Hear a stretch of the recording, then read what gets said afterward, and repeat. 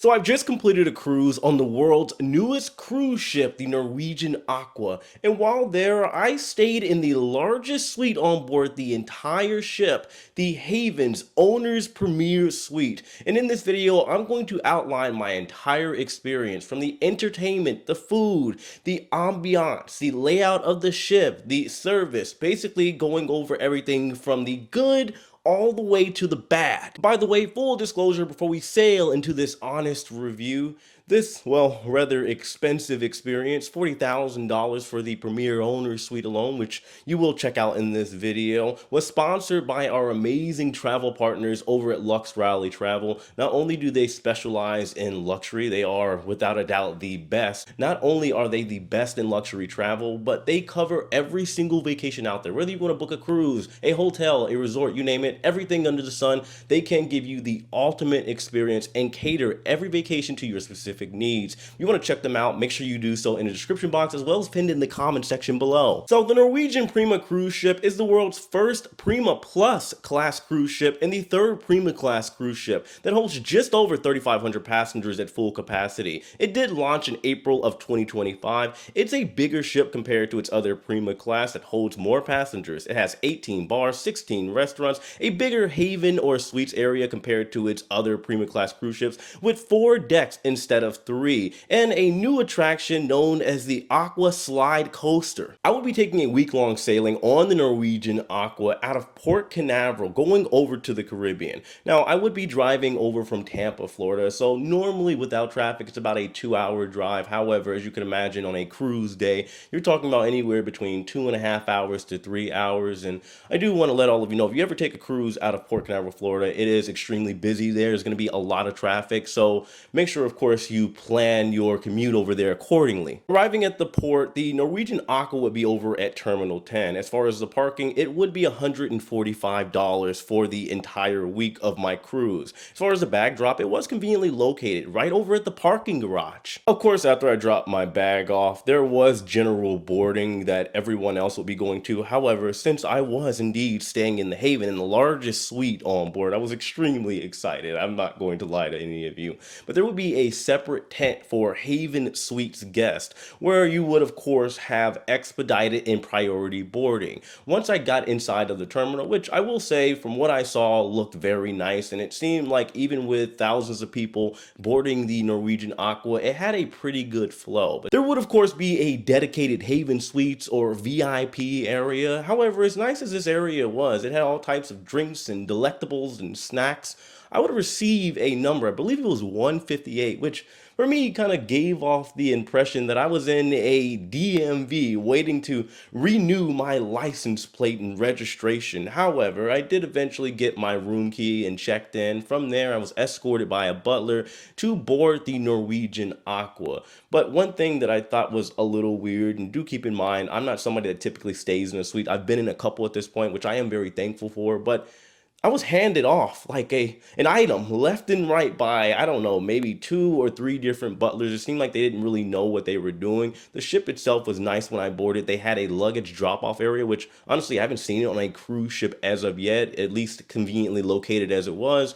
But they didn't know where they wanted to take me. They tried to get me into the Commodore room to go get some food, but honestly, I just wanted to drop my bag off in the suites, and I told them if that was the case and I was waiting for a butler, then I could just go myself, but I had to wait an extra 15 minutes, which isn't much, but it was just very confusing. I would, of course, eventually go to the beautiful Golden Haven elevators and be taken up to the Haven Suites area. Once in the Haven area, do keep in mind, you need to, of course, be staying in a room in the suites area, so you do feel very exclusive and cut off from the rest of the ship, which I don't think is a bad thing at all. I'd walk down the hall and of course enter the very beautiful $40,000 Haven Premier Owner Suite. Now this room is a whopping 2,080 square feet. It has 3 separate rooms, sleeps 8 people, has a dining room, 3.5 baths, a wraparound balcony, and outdoor hot tub, 24-hour butler service, 24-hour room service,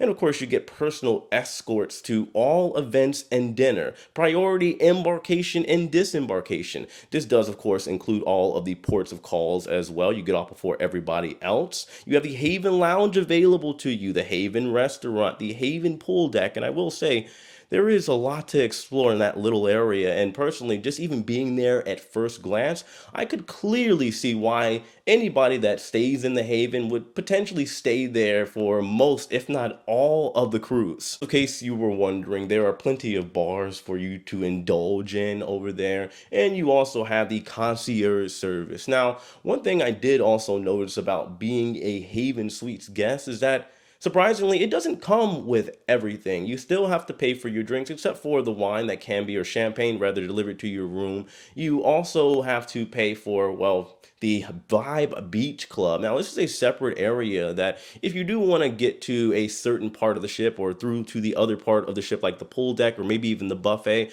from the pool deck area in the Haven Suites, well, you have to also purchase the Vibe Beach Club. It doesn't come with the Haven Suites. You would think if you pay for some of the largest and, of course, elegant and most expensive rooms on board, that you get the entire ship. No, you have to pay an additional $150 to up to $300 per person additional for the Vibe Beach Club, which I will admit is a very beautiful and nice area, but I think you all get my point, and maybe you all also agree with me. Now, looking around the brand new Norwegian Aqua as far as first impressions, the ship was definitely larger. Do keep in mind, I have been on the other Prima class ships. I was on the Norwegian Prima, I was on the Norwegian Viva over in Europe. I do really love the design and layout of the observation lounge. You can go up there, read a book, have a great view, get some coffee or a drink if you prefer. The pool deck area is definitely larger than the other Prima class cruise ships. However, this may be a little nitpicky and it's something specific to the smokers out there. There's only one place to smoke and it's kind of like tucked in the back in the timeout corner. They have kind of rearranged it from the other Prima class cruise ships, but if you're a smoker of, let's say, cigarettes, for example, it's not going to be the place for you. I will tell you that. However, if you are a cigar smoker, the cigar lounge is absolutely immaculate. I spent a lot of time in there and there were a lot of people in there, especially during the evening hours. So I would recommend that maybe Norwegian make that place just slightly bigger. You do have the atrium area over there as well, which I think looks very nice. And there's also plenty of seating and lounging areas to hang out on board the ship. Now, the only con, and this is really the biggest thing that I have about this ship, is that it doesn't, in my personal opinion and the opinions of others, doesn't flow very well. For example, if you want to get to certain parts of the ship, like I said earlier, even from the Haven over to the pool deck, you got to kind of either go downstairs or purchase the Vibe Beach Club. But from what I saw, this is kind of like the vibe overall, or at least the movement and commute you have to do to get around the entire ship. Everything is a lot of, yes, walking, of course, that is standard for a cruise ship, but it seems like if you want to get somewhere, there's a lot of ups and downs. The atrium, like I said, gives a very futuristic feel, but if you want to get down somewhere, you got to go all the way around to the circumference of the staircase that's on one side. Then you maybe have to go to another side. It can be just a little disorienting, confusing, and honestly exhausting when it comes to the flow of the ship. Now, sailing into the food, the good stuff, I do want to preface this by saying before we get into it, I'm not a big foodie. I do eat food. I am a human, at least I think so. But Norwegian's food has always been among some of the top of the top. It's always been great. And it was, of course, more or less the same when it came to the Norwegian Aqua. I did check out Sukhothai, I believe it's called. This is a first for Norwegian, and the food there was absolutely delicious. It was amazing, hands down, and honestly, if I could, I would have gone there twice, but there were just so many places and food options to check out on board. Of course, I had to go to Hasaki, the hibachi restaurant on board. This is something that I go to on any cruise ship. I love some hibachi and teppanyaki. When they do all of the cool shows and stuff in front of you, the food is typically pretty good over there. And when I say pretty good, I mean really good.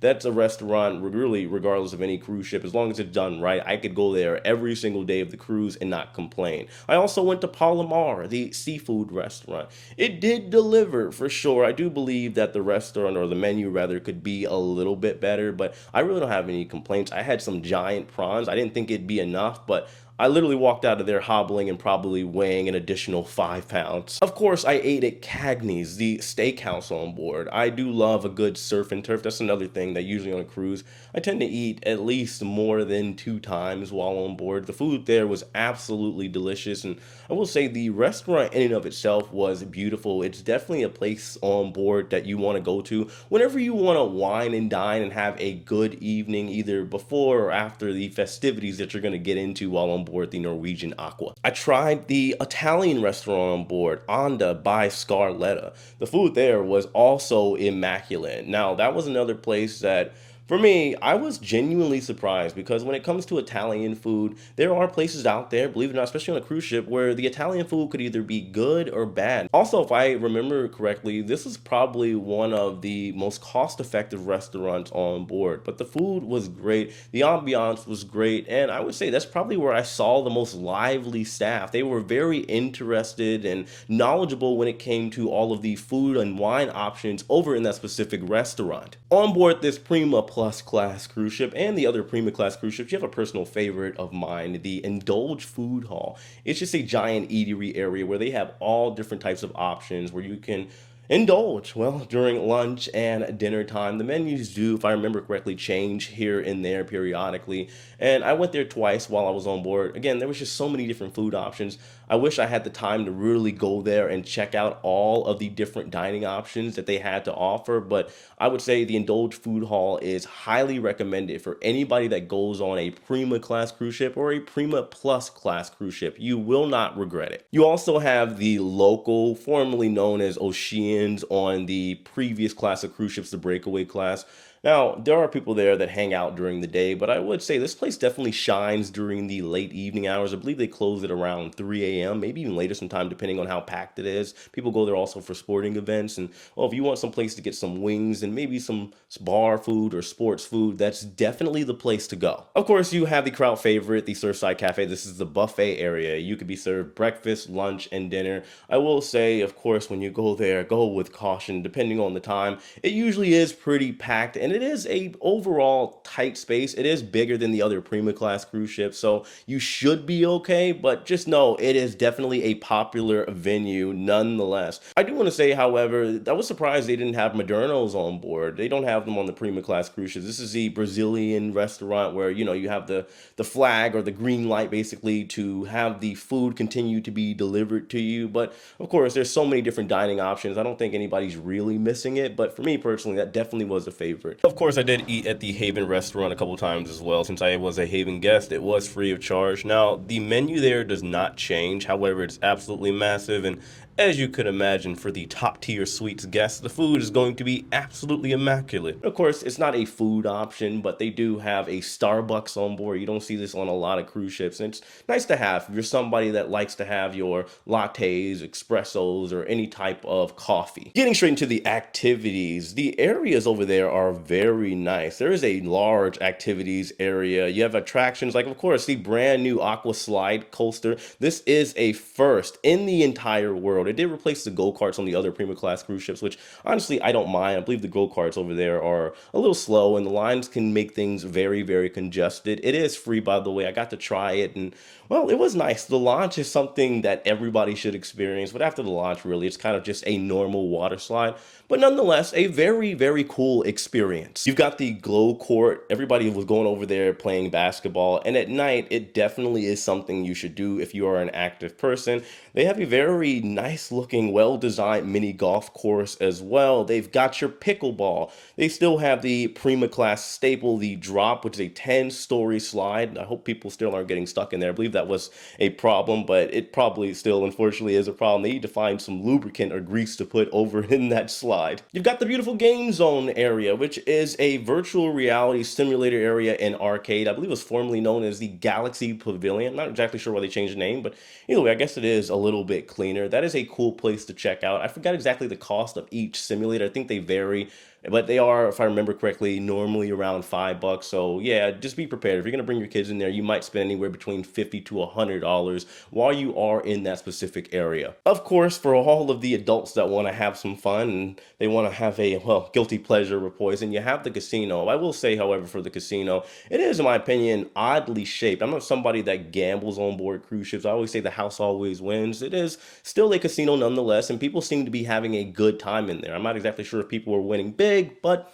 people were still in there. And of course, you've got your pools and hot tubs on board, and there were plenty of them over there, and they were very well designed, and people seemed to be having a good time either playing in the pool or relaxing. And you also have a kids water park area, which in my opinion is much better than the other Prima class cruise ships. Getting into my favorite section, the entertainment. I will always say that NCL has some of the best entertainment out there. I do personally think that Royal Caribbean is the best as far as entertainment, but NCL has definitely carved its own way, of course, with the Broadway shows and everything else that they had on board. For example, they did have a Prince tribute show that was absolutely amazing called Revolution, something that everybody should check out. It was extremely enjoyable. I will say I enjoyed the dancers personally more than the singers. You have a show called Elements, which is kind of like in my opinion, it reminded me of like a Cirque du Soleil type show, but it was still amazing. I don't really have anything to say because the show was, honestly, in my personal opinion, a 10 out of 10. They had a Fleetwood Mac show, which was absolutely packed. I was surprised, but not really. Everybody seemed to also enjoy that show. It wasn't like a dance show or a full-on production show. It was just a band kind of singing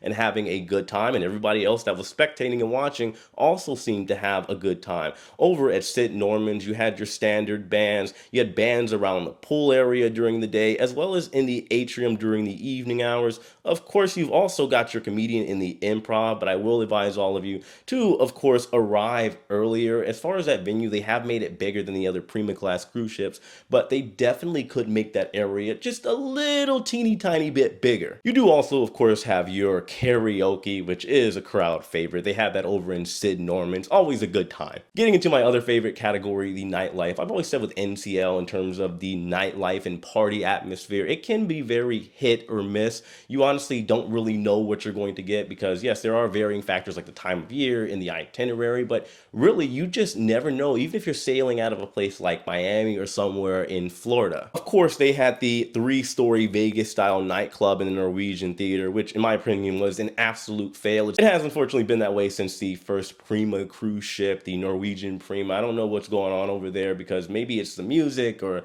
it's just the place is too big, and they tried to have it at the very beginning of the cruise. I do always say that the people do make the cruise, in my personal opinion, and since people haven't kind of gathered together and met everybody and felt comfortable, to have a venue that big and expect people to show up, especially when they've been traveling and all that and they don't know each other, it is a recipe for, well, people to unfortunately not show up, even if it is a nice venue with nice music. And well, they definitely need to fix that around. They also had the nightclub going on in the improv during the evening hours. This is something that is normal, but the problem that I saw here was that they would try to have the venue as far as the Las Vegas nightclub, the 3-story nightclub, as well as the improv open. And with such a big venue with the 3-story nightclub in the Norwegian Theater, you have people really just kind of spaced out, kind of confused as far as where the actual party is. And well, it does cause a giant mess that honestly, it should just be avoided. Have one venue for the party, that way everybody knows where the party is. A good party that they typically do have with Norwegian is, of course, the White Night up in the pool deck. It's always a good time, and usually the entire ship shows up. A lot of fun. Finally, as far as the ports, this was a Caribbean sailing. Now, I'm not somebody that really indulges in the ports too much. I'm a very simple man. If there's like a Cozumel, Mexico, I will jump on it, go to No Name, get a Jeep with no doors, and travel around the entire island. But nevertheless, the itinerary was very good, and I think overall well designed. We did go to Puerto Plata, the Dominican Republic. We went to St. Thomas over in the Virgin Islands, Tortola, Great Stirrup Cay. However, I will say about Great Stirrup Cay, there are two issues that I have a problem with. This is the private island for Norwegian. Do keep in mind, this was the first ever private island that any cruise line ever had. Over there, they still need to build a dock. They are in the process of it. They are a little behind on that category, so you do have to tender boat over. Thankfully, I was in the Haven, so I had priority access to get over there. But nonetheless, it does take some time, and it does does, I want to say, kind of keep a lot of people from wanting to go and enjoy that island. So yeah, I would just say get that dock built immediately, ASAP. Another issue I had was that the guests that I was staying with over in the very beautiful premier owner suite in the Haven, they decided to get a nice area over at Silver Cove. Well, I forgot the name of the cabana, but it's very, very nice from my understanding, but I never got to see it because talking to somebody trying to get over there, they just told me that it was walkable. It's not walkable by any means, and there aren't any signs like you would see at like Perfect Day at Coco Cay. I got lost trying to get over there, and then I had to make my merry way on back, and when I finally got there, I got denied from being in there because I didn't get a wristband all the way back at the beginning, which I was confused by because I'm trying to figure out why you have this big building. You can't just look up the fact that I'm in the owner's suite and find out exactly what wristband I need to grab and where my party is at. So I had to walk on back, and by that time I literally just gave up, explored the island, got a hamburger, and went on back to the ship. That's something that I think Norwegian personally needs to work on because they treated me like I shouldn't be there. I kept trying to explain. I kept trying to show my key card, and they literally turned me away. I just think personally, and again, this may be first world problems, maybe, maybe not, but there should be a better experience and options should there be an issue that arises when it comes to a suites guest trying to purchase one of those areas over in Silver Cove, considering the cost. The disembarkation process, as you can imagine for me, because we have priority disembarkation, it was really smooth. I didn't have a problem at all, but it seemed like everybody else was having a smooth disembark as well. As far as the overall experience, I had so much fun on board the Norwegian Aqua. Would I go back to that specific ship?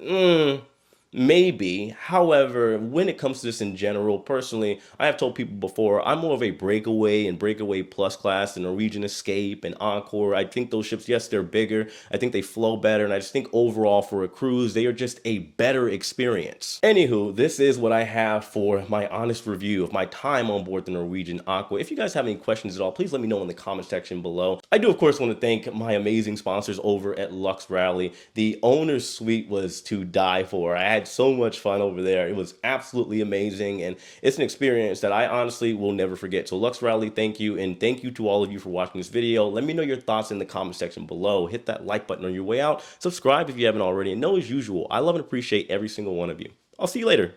Take it easy.